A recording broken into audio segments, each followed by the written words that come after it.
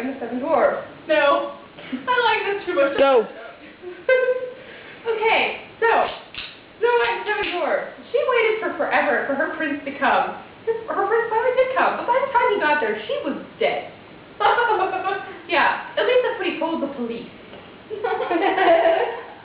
Well, in the original story, what really happened is he was driving her to the cemetery, he hit a rock, and it made the apple bump out of her throat. But in the little happy child version, they try to say that he kissed her and brought her back to life. But he didn't know his kiss was going to do that. So you know what that means? He was kissing all the dead chick. That's called necrophilia! You done yet? And when you think about it, it's like she lived with 7 men. I mean, you're a prince. And she's been living with 7 little men. No matter what size they were, they were still men. And she was a woman. She was there for like forever. And she was dead by the time she got there.